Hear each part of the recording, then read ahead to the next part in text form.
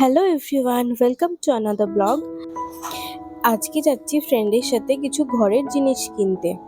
আর এখানে বৃষ্টি হয়ে দেখুন চারিপাশটা কিরকম গ্রিনারি গ্রিনারি হয়ে উঠেছে, আর রাস্তাঘাটও পুরো ভিজে হয়ে আছে। ভাবছিলাম অনলাইনে অর্ডার করে দেবো, তারপরে ভাবলাম যে না, দুজন মিলে একটু ঘুরেও আসতে পারবো আর কিছুটা সময়ও কাটিয়ে নিতে পারবো একসাথে।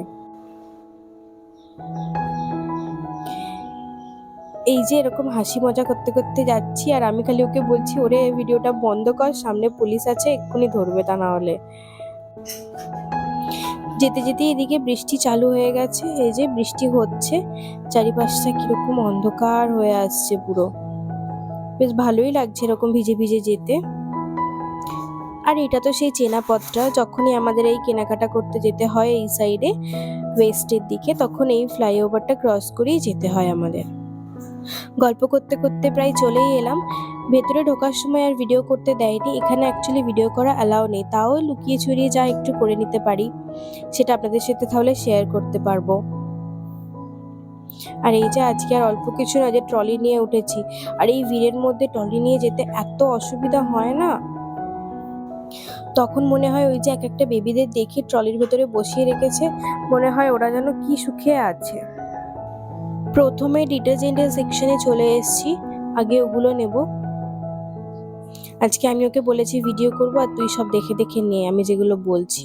তো আমাকে জিজ্ঞেস করে করে সব নিচ্ছে, কোনটা নেব কোনটা নেব না, আর একবার এটা রাখছে ওটা তুলছে, এই করছে এখানে।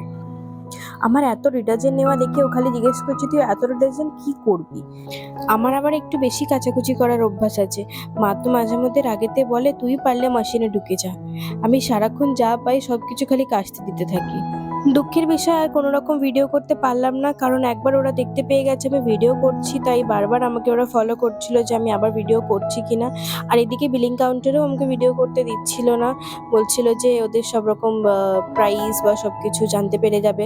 আমি বললাম যে আমি তো শুধু প্রোডাক্টগুলো দেখাবো, তবু ওরা রাজি হলো না কিছুতেই। আর এদিকে আমরা বেরিয়ে এসেছি, এখানে প্রচন্ড বৃষ্টি হচ্ছে, আর এক ট্রলি জিনিস আমরা কি করে নিয়ে যাব স্কুটিতে করে দুজনে, তাই ভাবছি যাই করে ভিজে ভিজে পৌঁছালাম। আর এদিকে এসে দেখি আদিতি মায়ের কোলে বসে বসে আদর খাচ্ছে।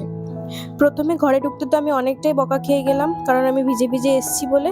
আর তারপরে এই বসে বসে এদের এই আদর খাওয়া দেখছি খালি আমি। কিরম রাগটা ধরে বলুন, আমার মা আর ও বসে বসে আদর খাচ্ছে। আর এদিকে ওর অবস্থা দেখুন, হাতটা একটু নাবিয়েছে বলে অমনি ও বলছে।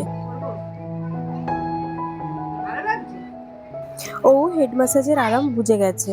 তুই আমার মায়ের আদর খাচ্ছিস? ওটা তো আমার মা,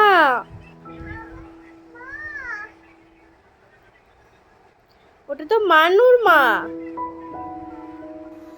যাক, ও বসে বসে আদর খাক। আর আজকের মতো ভিডিওটা আমি এখানেই শেষ করলাম। ভালো লাগলে একটা লাইক আর একটা শেয়ার করে দেবেন।